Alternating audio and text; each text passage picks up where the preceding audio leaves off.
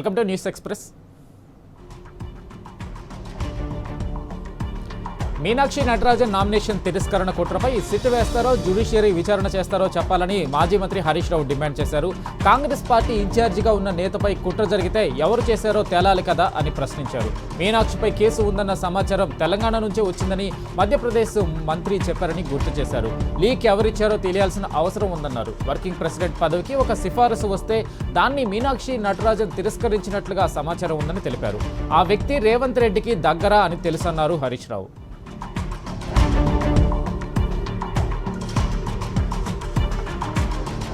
TRS అధికారంలోకి వచ్చాక future సిటీని రద్దు చేస్తామని హరీష్ రావు తేల్చి చెప్పారు. ఫార్మా సిటీకి ఇవ్వకుండా వేరే వాటికి భూములిస్తే ఆటోమేటిక్గా రద్దు అవుతుందని స్పష్టం చేశారు. తాను ఆనాడు ఫార్మా సిటీకి 17 ఎకరాలు తన సొంత భూమి ఇచ్చానని తెలిపారు హరీష్ రావు. భూములు ఇచ్చిన మొదటి వ్యక్తిని తానేనన్నారు. ఇక్కడ పెడతామనుకున్న ఫార్మా కంపెనీలు ఈ ప్రభుత్వ నిర్లక్ష్యం వల్ల ఆంధ్రప్రదేశ్కు తరలి వెళ్లాయన్నారు. ఫార్మా సిటీలో పెట్టుబడులు పెడితే రాష్ట్రానికి ఆదాయం వస్తుందని, కానీ రేవంత్ వల్ల ఆదాయం కోల్పోవలసి వస్తుందని ఆవేదన వ్యక్తం చేశారు. ఖమ్మంలో 12 ఏళ్ల బాలికపై అఘాయిత్యం అత్యంత హృదయ విదారకమైన ఘటన అని అన్నారు బీఆర్ఎస్ ఎల్పీ ఉపనేత హరీష్ రావు. నిమ్స్ ఆసుపత్రిలో చికిత్స పొందుతున్న ఆ బాలిక పరిస్థితి చూస్తే చాలా బాధేస్తుందన్నారు. ఈ దారుణ ఘటన జరిగి రోజులు గడుస్తున్నా ప్రభుత్వం కఠినంగా స్పందించిన దాఖలాలు లేవని హరీష్ రావు మండిపడ్డారు. రాష్ట్రంలో కాంగ్రెస్ సర్కారు వచ్చాక లా అండ్ ఆర్డర్ పూర్తిగా అదుపు తప్పిందని ఫైర్ అయ్యారు హరీష్ రావు. ప్రతిరోజు 5-6 పోక్సో కేసు ఘటనలు జరుగుతున్నాయని మండిపడ్డారు. చిన్నపిల్లలపై లైంగిక దాడులు జరుగుతుంటే రాష్ట్ర ప్రభుత్వం ఏం చేస్తుందని ప్రశ్నించారు. మహిళలు, చిన్నపిల్లల గురించి రేవంత్ సర్కార్ అసలు పట్టించుకోవడం లేదని విమర్శించారు. ప్రతి ఏడాది పోక్సో కేసులు పెరుగుతున్నాయని హరీష్ రావు ధ్వజమెత్తారు. కాంగ్రెస్ పాలనలో మహిళలకు రక్షణ కరువైందని తీవ్రస్థాయిలో విరుచుకుపడ్డారు మాజీ మంత్రి సునీత లక్ష్మారెడ్డి. ఆడబిడ్డల భద్రత, మహిళా సంక్షేమం గురించి ప్రభుత్వం గొప్పలు చెప్పుకోవడం తప్ప క్షేత్రస్థాయిలో రక్షణ కరువైందని మండిపడ్డారు. ఖమ్మం జిల్లా ఘటనపై బీఆర్ఎస్ పార్టీ తీవ్రంగా ఖండిస్తుందన్నారు. ఇలాంటి ఘటనలు పునరావృతం కాకుండా ఉండాలంటే ప్రభుత్వం వెంటనే స్పందించి ఫాస్ట్ ట్రాక్ కోర్టు ద్వారా నిందితులను కఠినంగా శిక్షించాలని, తద్వారా బాధితురాలికి న్యాయం చేయాలని డిమాండ్ చేశారు.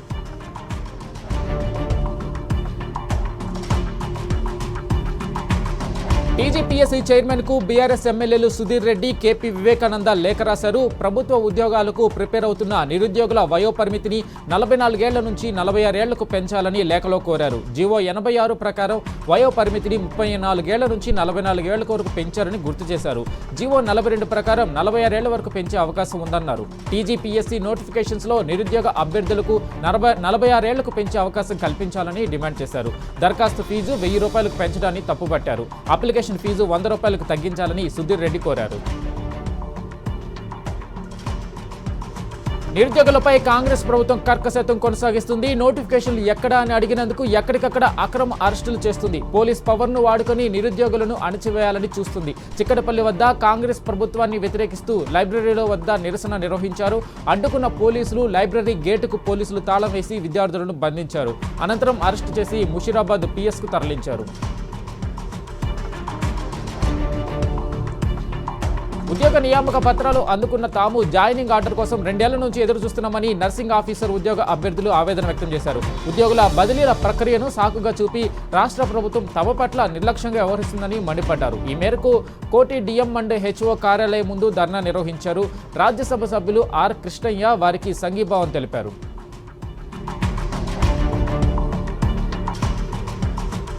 తెలంగాణలో ఫీజు రీయింబర్స్మెంట్ అంశం మరోసారి వివాదాస్పదంగా మారింది. ప్రభుత్వం కొత్తగా తీసుకొచ్చిన జీవోలపై సర్వత్రా విమర్శలు వ్యక్తమవుతున్నాయి. లక్షలాది మంది పేద, మధ్యతరగతి విద్యార్థుల భవిష్యత్తుపై ప్రభావం పడుతుందన్న ఆందోళనలు వ్యక్తమవుతున్నాయి. ఫీజు రీయింబర్స్మెంట్ పథకం అసలు ఉద్దేశాన్ని ప్రభుత్వం బలహీనపరుస్తుందని విద్యార్థులు మండిపడుతున్నారు. ఎన్నికల సమయంలో విద్యార్థులకు ఇచ్చిన హామీలు ఏంటి, ప్రస్తుతం అమలు చేస్తున్న విధానాలు ఏంటని విద్యార్థి నాయకులు ప్రశ్నిస్తున్నారు. రేవంత్ సర్కార్పై వికారాబాద్ జిల్లా కాడ్లాపూర్ రైతులు తీవ్రస్థాయిలో విరుచుకుపడ్డారు. తమ గ్రామంలో భూసేకరణ విరమించుకోవాలని డిమాండ్ చేశారు. ప్రభుత్వ తీరును నిరసిస్తూ సర్పంచి పులీందర్, ఉప సర్పంచి గాండ్ల రమేష్, రైతులు, యువకులు ఆమరణ నిరాహార దీక్ష చేపట్టారు. అభివృద్ధి పేరుతో బలవంతంగా భూసేకరణ చేయొద్దని కోరారు. 608 ఎకరాల భూమిని ఇండస్ట్రియల్ పార్క్ కోసం ప్రభుత్వం లాక్కుంటుందని ధ్వజమెత్తారు. రేపు గ్రామంలో ప్రజాభిప్రాయ సేకరణ చేయొద్దని ఆర్డీఓకు తేల్చి చెప్పామన్నారు.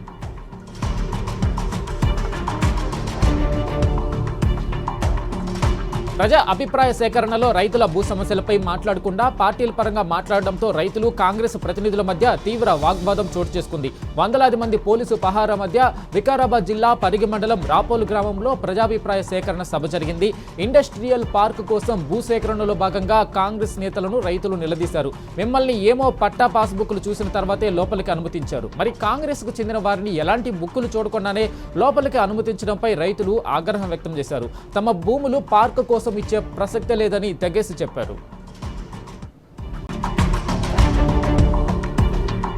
కరీంనగర్ జిల్లా చొప్పతండి నియోజకవర్గంలో బీఆర్ఎస్ బూత్ కమిటీ ఇన్ఛార్జీల సమావేశం ఏర్పాటు చేశారు. నియోజకవర్గ ఇన్ఛార్జి మాజీ ఎమ్మెల్యే సుంకెర్ రవిశంకర్ అధ్యక్షతన జరిగిన ఈ సమావేశానికి బీఆర్ఎస్ రాష్ట్ర ప్రధాన కార్యదర్శి తాటిపర్తి జీవన్ రెడ్డి, ఎమ్మెల్సీ రమణ, ఇన్ఛార్జి భూపతి రెడ్డి హాజరయ్యారు.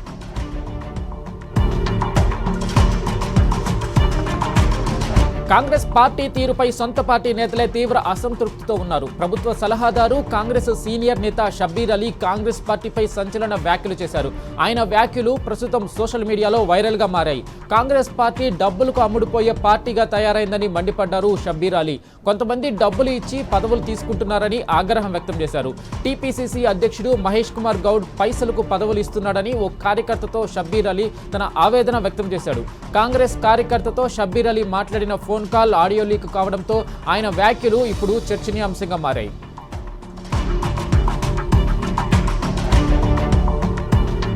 సీఎం రేవంత్ రెడ్డి పాలనా తీరుపై అన్ని వర్గాలతో పాటు కాంగ్రెస్ పార్టీ కార్యకర్తలు కూడా తీవ్ర అసంతృప్తితో ఉన్నారు. సర్కారు వైఫల్యాలను ఎండగడుతూ కామారెడ్డికి చెందిన కాంగ్రెస్ పార్టీ కార్యకర్త వెంకట్రావు సీఎం రేవంత్ కు బహిరంగ లేఖ రాశాడు. ఆ లేఖ ఇప్పుడు సోషల్ మీడియాలో చక్కర్లు కొడుతుంది. రేవంత్ తో పాటు కాంగ్రెస్ ప్రభుత్వంపై రైతులు తీవ్ర ఆగ్రహంతో ఉన్నారని, ప్రతి సొసైటీ దగ్గర తిడుతుంటే తాను విని భరించలేకపోతున్నానని ఆవేదన వ్యక్తం చేశాడు వెంకట్రావు. ఏ రాష్ట్రంలోనూ లేని యూరియా యాప్ తెలంగాణలో మాత్రమే ఎందుకని ప్రశ్నించాడు. వెంటనే ఆ యాప్ తీసేయాలని సూచించాడు వెంకట్రావు.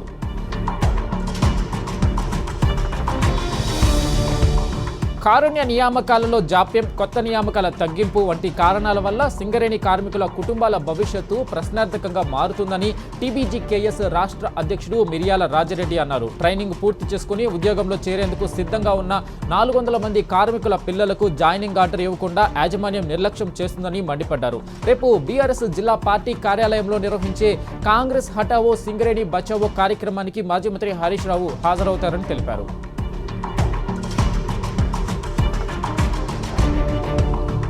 ఖమ్మం జిల్లా సత్తుపల్లిలో కురిసిన భారీ వర్షానికి జేవీఆర్ కిస్టారం ఓపెన్ కాస్ట్లో బొగ్గు ఉత్పత్తికి తీవ్ర అంతరాయం ఏర్పడింది. జేవీఆర్ఓసీలో 10,000 టన్నుల ఉత్పత్తికి మట్టి వెలికితీత పన్నులకు అంతరాయం ఏర్పడినట్లు అధికారులు తెలిపారు. అలాగే కిస్టారం ఓసీలో బొగ్గు ఉత్పత్తికి ఇతర పన్నులకు అంతరాయం కలిగిందని సింగరేణి ప్రాజెక్టు అధికారులు చెప్పారు. గనుల్లో నిలిచిన వర్షపు నీటిని మోటార్ల సహాయంతో బయటకు తోడేసిన తర్వాతే బొగ్గు ఉత్పత్తి పునఃప్రారంభిస్తామని అధికారులు తెలిపారు.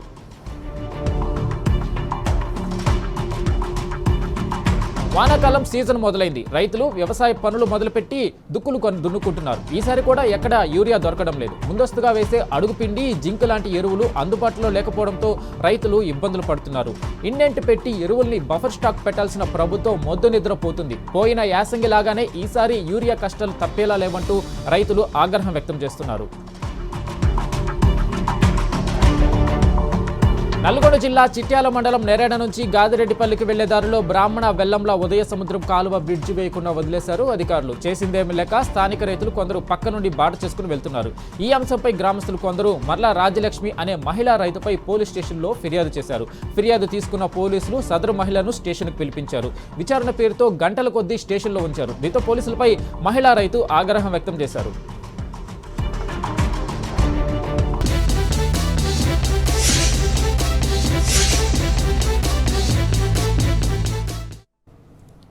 Back to news express. Yadadri జిల్లా నారాయణపురం మండలం వెంకంబాయి తండాలో రైతుల గోస మాటల్లో చెప్పలేనిది. కొనుగోలు కేంద్రానికి ధాన్యం తెచ్చి 50 రోజులైనా కొనలేదు ఈ ప్రభుత్వం. ఇక కొంటారన్న నమ్మకం కూడా లేదు. ఎందుకంటే వానకు ధాన్యం తడిసిపోయి మొలకలు కూడా వచ్చింది. తమకు జరిగిన నష్టానికి కారణం ఎవరని రైతులు ప్రశ్నిస్తున్నారు. వానాకాలం వచ్చినా ఒడ్లు కొనకపోతే ఎట్లా అని సర్కారును నిలదీస్తున్నారు. అర్హులైన వారికి తీరని అన్యాయం జరుగుతుందని ఆరోపిస్తూ ఆదిలాబాద్ జిల్లా జైనద్లో డబుల్ బెడ్రూమ్ ఇళ్ల లబ్ధిదారులు ఆందోళన చేపట్టారు. డబుల్ బెడ్రూమ్ ఇళ్ల కేటాయింపులో జరిగిన అక్రమాలపై విచారణ జరిపి నిజమైన లబ్ధిదారులకే డబుల్ బెడ్రూమ్ ఇళ్లు కేటాయించాలని వారు డిమాండ్ చేశారు. తహసీల్దారును కలిసి లబ్ధిదారులు వినతి పత్రం సమర్పించారు.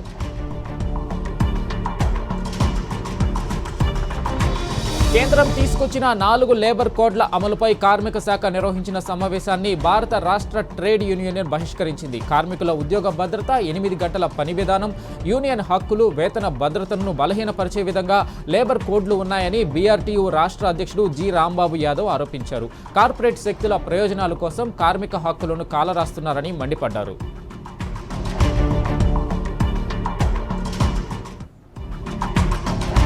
నాగర్ కర్నూలు జిల్లా ఉప్పునుంతల మండలం డిండి ప్రాజెక్టు వద్ద ఉన్న కట్టమైసమ్మ దేవాలయంలో వివాదం ముదురుతుంది. తరతరాలుగా ఆలయంలో పూజారులుగా, సేవకులుగా ఉంటూ జీవనం సాగిస్తున్న కుమ్మర కులస్తులను పక్కన పెట్టి ఇతరులకు ఆలయ బాధ్యతలు అప్పగించడాన్ని నిరసిస్తూ కుమ్మర కులస్తులు ఆందోళనకు దిగారు. శ్రీశైలం హైదరాబాద్ ప్రధాన రహదారిపై రాస్తారోకో చేపట్టారు. ఈ నిరసనకు రాష్ట్ర జిల్లా కుమ్మర సంఘాల నాయకులు మద్దతు ప్రకటించారు.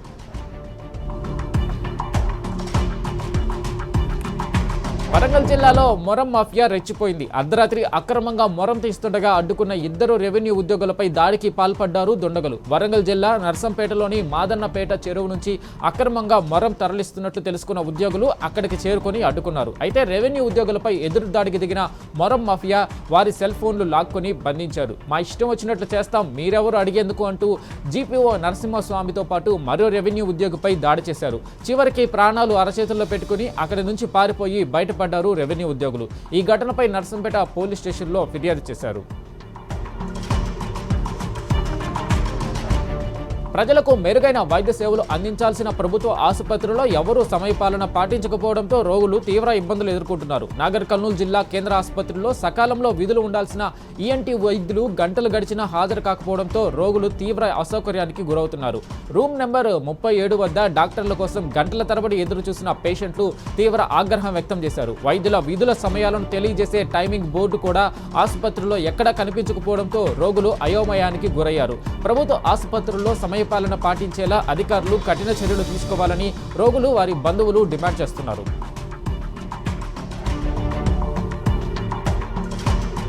ఖమ్మం జిల్లా ఏన్కూరు మండలంలోని నాచారం పెద్దవాగు ఉగ్రరూపం దాల్చింది. భారీ వర్షాలకు వాగు పొంగిపొర్లుతుంది. నాచారం గ్రామం నుంచి శ్రీ వెంకటేశ్వర స్వామి దేవస్థానానికి వెళ్లే మార్గంలోని వాగు ప్రమాదకరంగా మారడంతో స్థానికులు తీవ్ర ఇబ్బందులు పడుతున్నారు.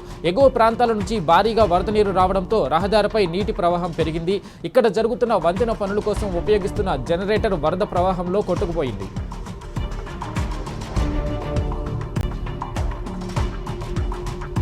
ఖమ్మంలో భారీ చోరీ జరిగింది. వైరా రోడ్డులో ఉన్న సోనో విజన్ ఎలక్ట్రానిక్ షాపులో తాళాలు పగలగొట్టి సుమారు 60 లక్షల విలువైన ఫోన్లను చోరీ చేశారు.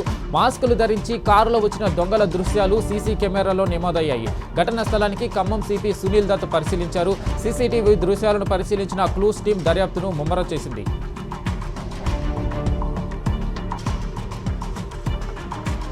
కామారెడ్డి జిల్లా గాంధీనగర్లో ఒకే కుటుంబానికి చెందిన 4 మిస్సింగ్ కావడం తీవ్ర కలకలం రేపింది. షాపింగ్ కోసం 3 పిల్లలతో కలిసి తల్లి లయ కామారెడ్డికి వచ్చింది. అయితే ఆ తర్వాత వారు తిరిగి ఇంటికి చేరుకోలేదు. దీంతో కామారెడ్డి పట్టణ పోలీస్ స్టేషన్లో లయ భర్త యాదారం భాను ప్రకాష్ ఫిర్యాదు చేశాడు. కేసు నమోదు చేసుకున్న పోలీసులు దర్యాప్తు చేస్తున్నారు. కుటుంబ కలహాల నేపథ్యంతోనే 4 ఇంట్లో నుంచి వెళ్లిపోయినట్లు అనుమానిస్తున్నారు పోలీసులు.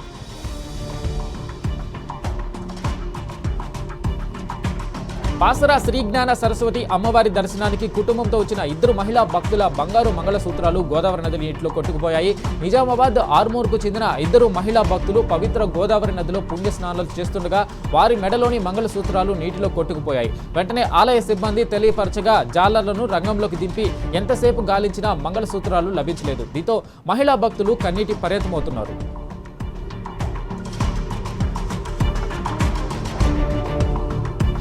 నిర్మల్ జిల్లా మేడిపల్ల సమీపంలో రోడ్డు ప్రమాదం జరిగింది. 44వ జాతీయ రహదారిపై 2 లారీలు ఢీకొన్నాయి. నాగపూర్ నుంచి ఆలుగడ్డల లోడుతో హైదరాబాద్ వెళ్తున్న లారీకి టైర్ పంచర్ కావడంతో డ్రైవర్ హైవే పక్కన ఆపాడు. అదే సమయంలో జొన్నల లోడుతో ఆదిలాబాద్ నుంచి హైదరాబాద్ వెళ్తున్న మరో లారీ వేగంగా వచ్చి ఆగి ఉన్న లారీని బలంగా ఢీకొట్టింది. దీంతో ఒక్కసారిగా మంటలు చెలరేగాయి. ఆదిలాబాద్ జిల్లా సోనాల మండలానికి చెందిన లారీ డ్రైవర్ జవారీ సింగ్ క్యాబిన్లో చిక్కుకుని సజీవ దహనమయ్యారు. సంఘటన స్థలాన్ని పరిశీలించిన జిల్లా ఎస్పీ జానకి షర్మిల ప్రమాద వివరాలు అడిగి తెలుసుకున్నారు.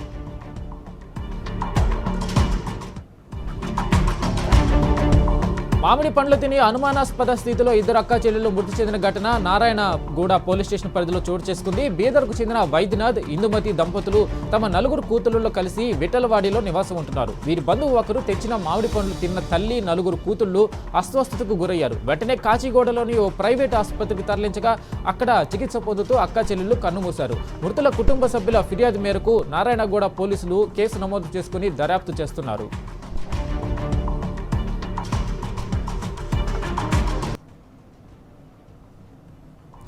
ఢిల్లీలో ప్రధాని మోడీ అధ్యక్షతన నీతి ఆయోగ్ 11వ పాలక మండలి సమావేశం జరిగింది. ఈ సమావేశానికి అన్ని రాష్ట్రాల ముఖ్యమంత్రులు, లెఫ్టినెంట్ గవర్నర్లు హాజరయ్యారు.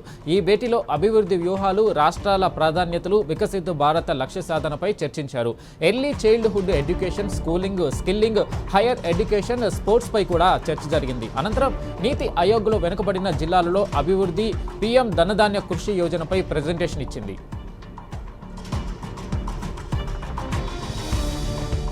రాష్ట్రాలలో విపక్ష పార్టీలకు ఎదురవుతున్న ఇబ్బందులు, బెంగాల్లో టీఎంసీ సంక్షోభ పరిస్థితులు, ఎన్డీఏ వైఫల్యాలపై చర్చించేందుకు కాంగ్రెస్ అత్యవసర సమావేశం నిర్వహించింది. ఏఐసీసీ అధ్యక్షుడు మల్లికార్జున ఖర్గే అధ్యక్షతన ఢిల్లీలో జరిగిన ఈ సమావేశంలో రాహుల్ గాంధీ, ప్రియాంక గాంధీతో పాటు వివిధ రాష్ట్రాల పీసీసీ అధ్యక్షులు, ఇన్ఛార్జీలు హాజరయ్యారు. ముఖ్యంగా మీనాక్షి నటరాజన్ నామినేషన్ తిరస్కరణపై సమావేశం దృష్టి సారించింది.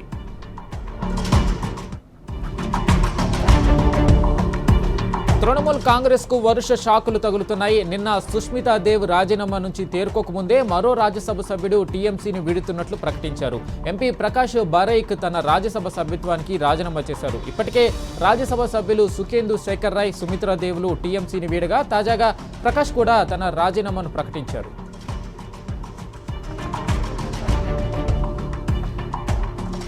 కాంగ్రెస్ ప్రభుత్వం ఎక్కడున్నా రైతులకు వేతలు తప్పడం లేదు. తెలంగాణలో లాగే కర్ణాటకలో కూడా అన్నదాతలు దయనీయ పరిస్థితిని ఎదుర్కొంటున్నారు. ఎరువుల కోసం అల్లాడిపోతున్నారు. కర్ణాటకలోని కలబుర్గిలో ఎరువుల కొరత తీవ్రంగా ఉంది. గంటల తరబడి క్యూ లైన్లలో ఎదురు చూస్తున్నా అక్కడ నుండి కాంగ్రెస్ సర్కార్ పట్టించుకోవడం లేదు. మరో దారి లేక అన్నదాతలు తెల్లవారుజాము నుంచి చెప్పులు క్యూ లైన్లలో పెట్టి పడిగాపులు కాస్తున్నారు. ఈ నేపథ్యంలో కర్ణాటక ప్రభుత్వ తీరుపై రైతన్నలు మండిపడుతున్నారు. ఎరువుల కొరత తీవ్రంగా ఉన్న శివకుమార్ సర్కారు పట్టించుకోవడం లేదని ఆగ్రహం వ్యక్తం చేస్తున్నారు.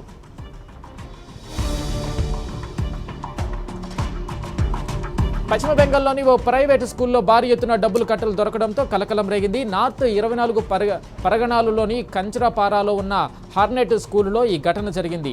1.77 కోట్ల నగదుతో పాటు కండోమ్స్, మద్యం బాటిల్ లభించడం పలు అనుమానాలకు తావిస్తుంది. పాఠశాల ప్రిన్సిపల్ ఫిర్యాదుతో ఈ విషయం వెలుగులోకి వచ్చింది. పాఠశాల యాజమాన్యం మాత్రం తమకు డబ్బు, మద్యం బాటిల్ ఎక్కడి నుండి వచ్చాయో తెలియదని చెబుతుంది. డబ్బు దొరికిన స్థలం చూస్తే అనుమానంగా ఉందని పోలీసులు పేర్కొన్నారు.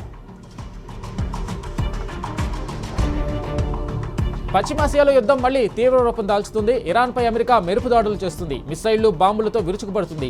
ఇరాన్పై భారీగా దాడులు చేస్తామని ట్రంప్ ప్రకటన వెలువడిన గంటలోనే యుఎస్ సెంట్రల్ కమాండ్ దాడులకు దిగింది. టెహ్రాన్, ఫార్స్ ప్రావిన్స్, మినాబ్ మధ్య ఇస్ఫహాన్లోని పలు ప్రాంతాలపై మిసైళ్ల వర్షం కురిపించింది. హర్ముజ్ జలసంధికి సమీపంలోని వ్యూహాత్మక ప్రాంతాలు, రాడార్ కేంద్రాలు, వైమానిక రక్షణ వ్యవస్థలు, సైనిక మౌలిక సదుపాయాలే ప్రధాన లక్ష్యాలుగా చేసుకుని భీకర దాడులు చేస్తుంది. దీంతో మళ్లీ 2 దశల మధ్య భయంకరమైన పరిస్థితులు నెలకొన్నాయి.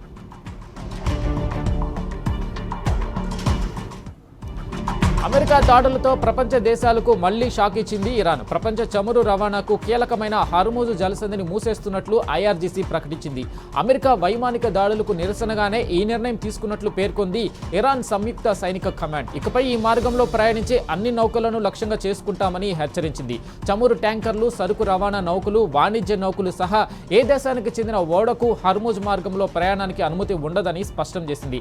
ఎవరైనా అతిక్రమిస్తే నౌకలను కాల్చేస్తామని తేల్చి చెప్పింది.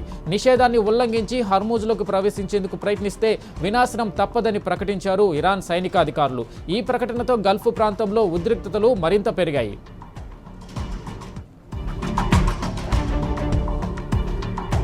కొంతకాలంగా నిశ్శబ్దంగా ఉన్న పశ్చిమాసియాలో మరోసారి ఉద్రిక్తతలు తారాస్థాయికి చేరుకున్నాయి. శాంతి చర్చలు అంటూ చెప్పుకొస్తున్న ట్రంప్ ఒక్కసారిగా మాట మార్చారు. ఇరాన్పై ఈ రాత్రికి భీకర దాడులు చేస్తామంటూ పోస్ట్ పెట్టారు.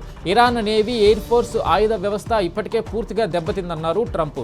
ఇరాన్లోని కార్గ్ ఐలాండ్ను స్వాధీనం చేసుకుంటామని, గ్యాస్ మార్కెట్లను గుప్పిట్లోకి తెచ్చుకుంటామంటూ హెచ్చరించారు.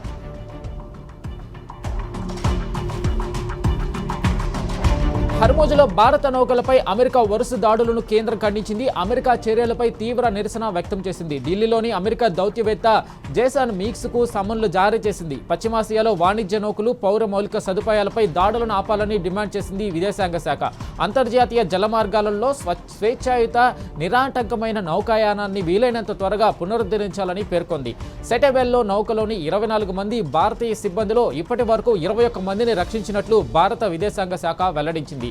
గల్లంతైన 3 కోసం గాలింపు కొనసాగుతుందని తెలిపింది.